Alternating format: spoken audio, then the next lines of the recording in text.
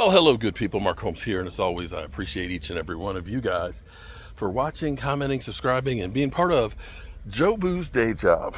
I'm here at the historic red brick house, and we've been doing a lot of work on this house. We've literally had it since 2016, finally got our permits in 21, and have been actually able to live in here for over 2 years. And I think it's incredible. I absolutely positively love it. Now, my next door neighbors, well, it's a cemetery from the 1700s, 1798. And I'm working on getting it put on the National Registry. And so the thing is with this house, doing anything construction-wise right now is difficult and expensive. One, we have a labor shortage of finding people who are skilled, that know what they're doing and want to actually work.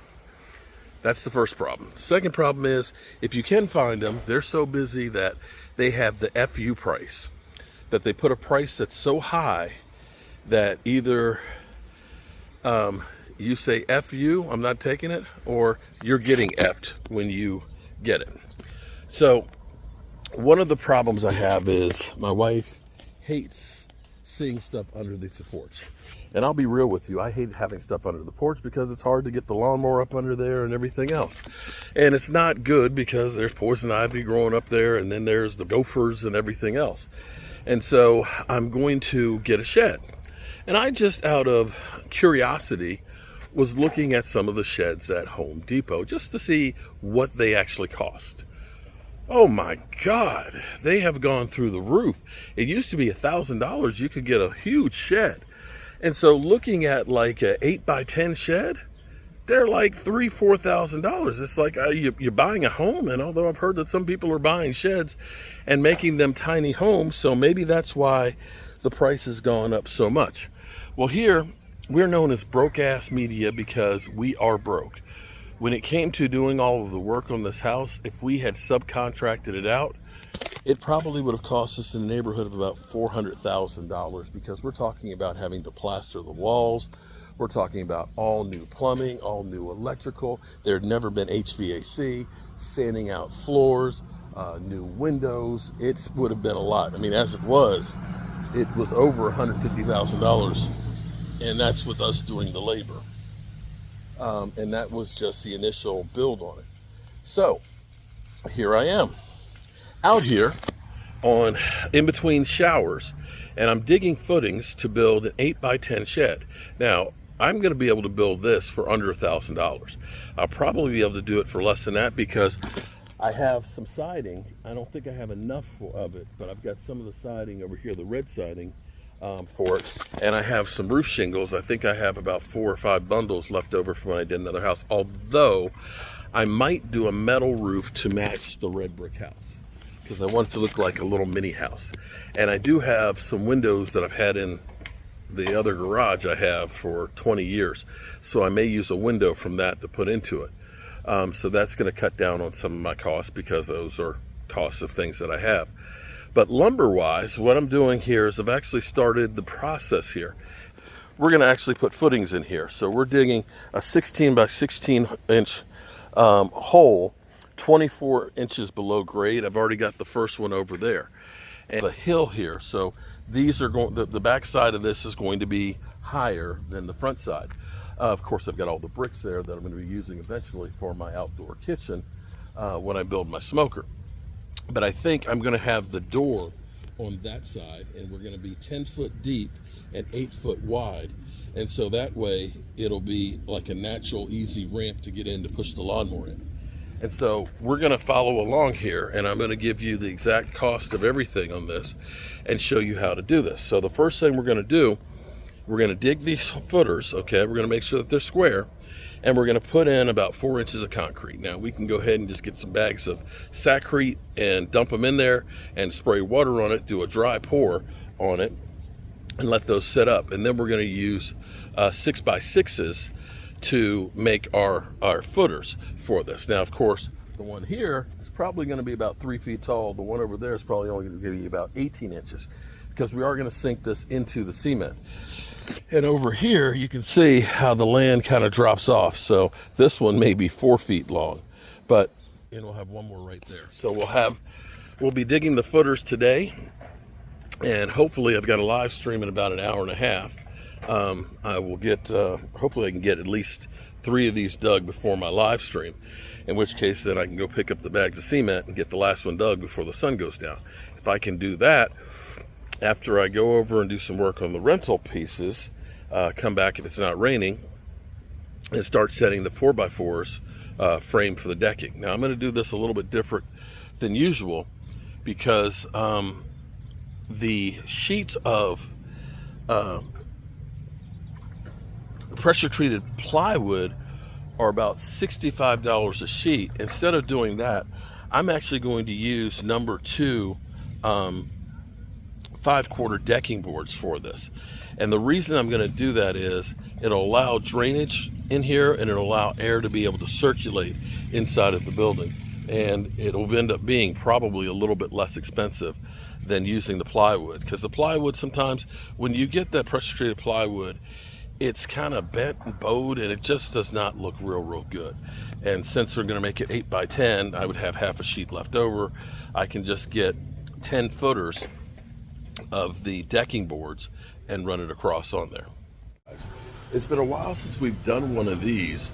It's a lumber price check-in, and mainly because I've got to build this shed at the Red Brick House. Of course, I'm going to be buying some more building materials and things. And we've had surges and things, and of course we got the tariffs that are going in and stuff. So I just want to get a feel for where we are. Right now at Home Depot, 8-foot 2x4s, $385. Not as bad as the $11 that it once was, but not as nice as the $285 that we used to get years ago. We got, oh, she's fine. OSB, so holding at $15.50 right now. Not the worst I've seen. The pandemic, it's crazy. It used to be I could get that for $45 a sheet or $39 a sheet. And the maple, though, has come down a little bit. It was $89 as well. Well, actually, it's still $89. The birch is $81, so that has really been unchanged.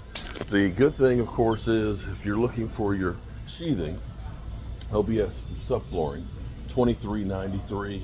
This is the regular. This is the waterproof one.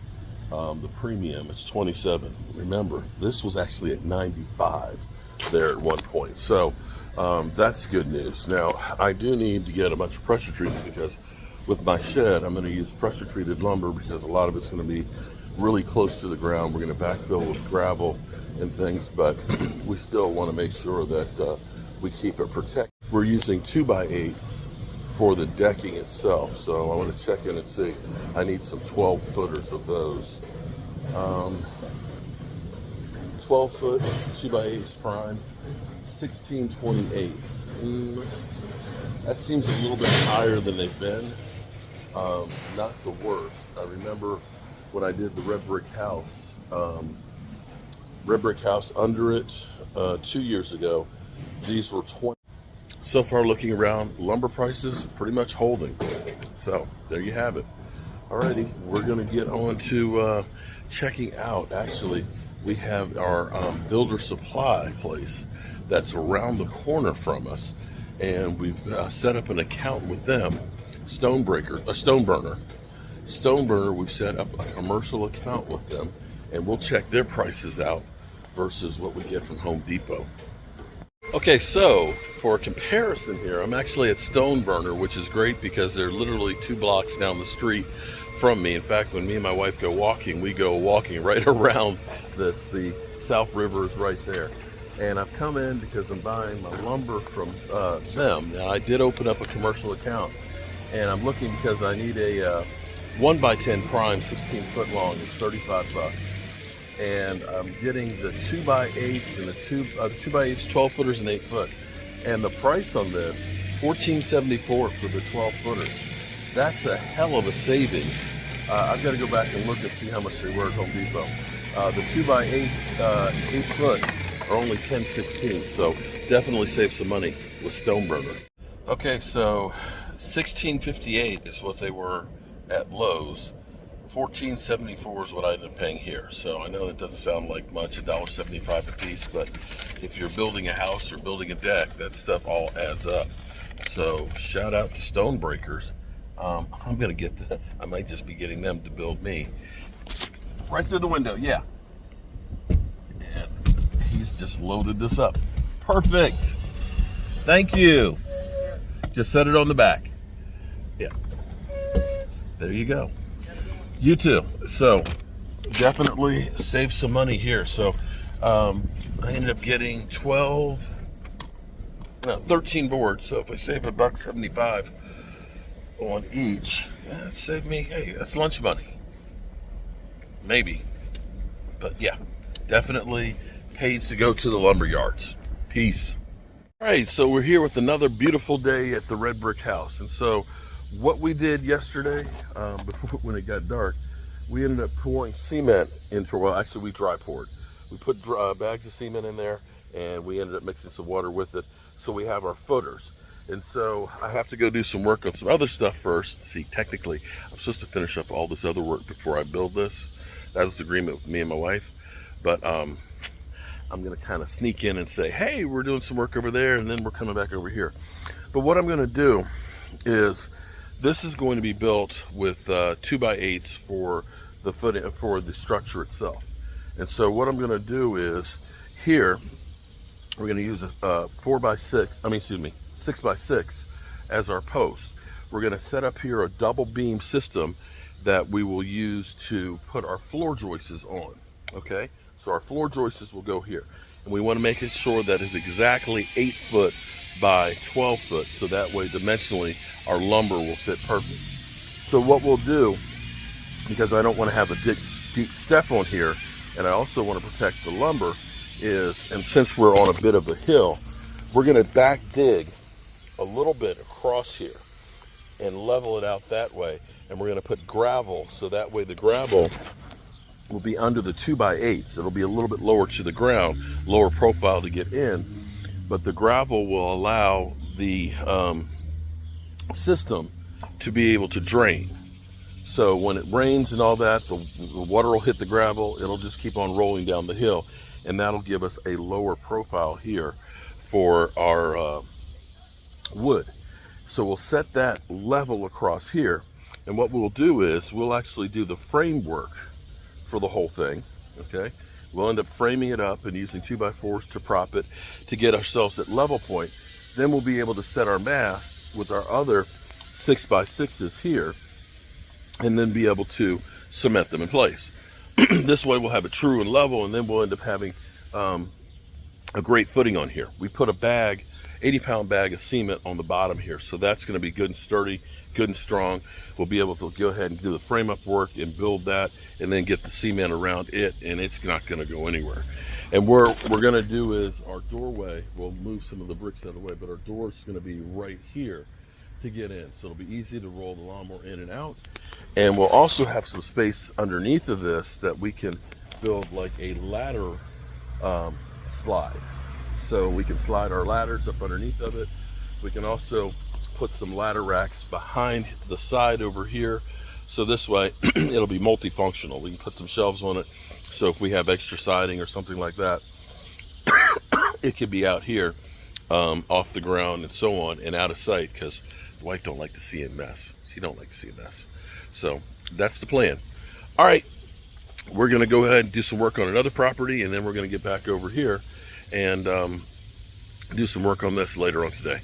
I did get a gallon of paint so I can touch up on the other side over there, but I'll do that probably tomorrow night, in the evening if it's not raining, when the sun's not baking over there. But right now, the view of the house looks amazing. It's crazy because it looks like a big house, but it's only 1,700 square foot. But I love this place.